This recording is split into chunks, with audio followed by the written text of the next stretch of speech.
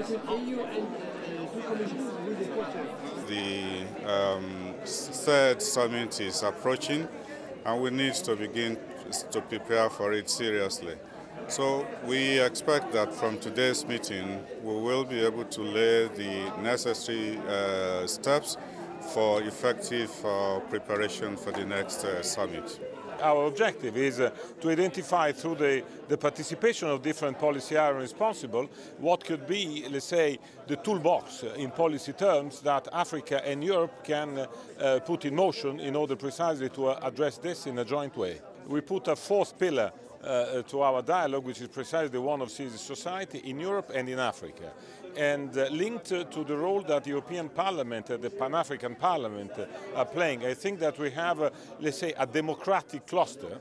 We're also thinking of a global meeting between CSOs from Africa and Europe in the next coming weeks, and perhaps another one before the summit takes place, which will emphasize the participation of civil societies. I think one of the, from my point of view, the major tangible actions coming from the partnership is the European Union delegation to the African Union and the way we work there with the African Union in a completely different way than we did before. For instance, on issues of peace and security, it's more political, but it's so important that we now consult before taking decisions on the European side.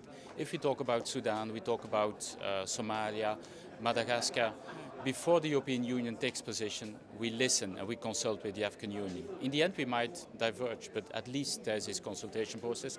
And we support, in most of these cases now, actions taken by the African Union. We support them politically, we support them with capacity, we support them with financing. So this is something completely new in our relationship.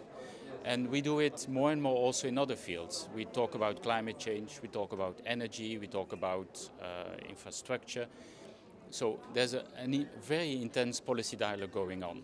But I agree with you, we also need concrete, tangible results in the field. In the sector of peace and security, we support capacity building. African Union, but also the regions, we have almost 1 billion euros available to help them creating their own structures to prevent and keep peace and stability on the continent. On infrastructure, we have an EU-Africa Infrastructure Trust Fund. It is a little bit slow, but we are moving ahead in identifying what are the priorities and start, for instance, on the corridors between the regions, the missing gaps, to work on these. So a lot is going on, and we're certainly progressing. An underlying priority for us in Addis and the work we do there is helping Africa to speak with one voice. We do this politically, as I said, we listen to them, and by listening to them, it's making them in the center of our decision-making process. They do it in peace and security. They did it in Copenhagen on climate change. They might do it in the future in other fields. They might do it in trade-related issues, Doha, WTO, in Geneva.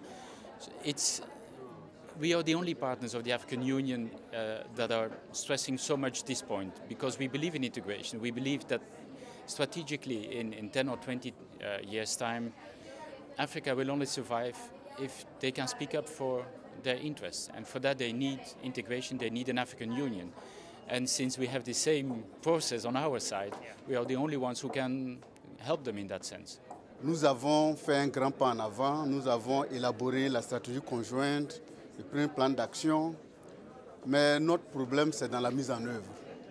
Dans la mise en œuvre, parce qu'il y a beaucoup de problèmes qui subsistent encore, qui ne sont pas encore résolus. Et le véritable problème, c'est le financement du plan d'action de la stratégie conjointe. Comment trouver un financement approprié qui permet de mettre en œuvre tous les projets contenus dans le plan d'action. Voilà, c'est ça notre difficulté. Nous avons attiré l'attention de nos partenaires là-dessus. Nous avons eu un atelier à Addis Abeba, mais les conclusions sont restées mitigées. On a comme l'impression que chacun reste campé sur sa position. Et moi, je pense que pour que ce dialogue, qui est quand même un dialogue modèle, qui a des éléments positifs importants, pour que l'espoir apporté en ce dialogue puisse vraiment fleurir, il faut que les activités, les projets soient mis en œuvre exact concrètement?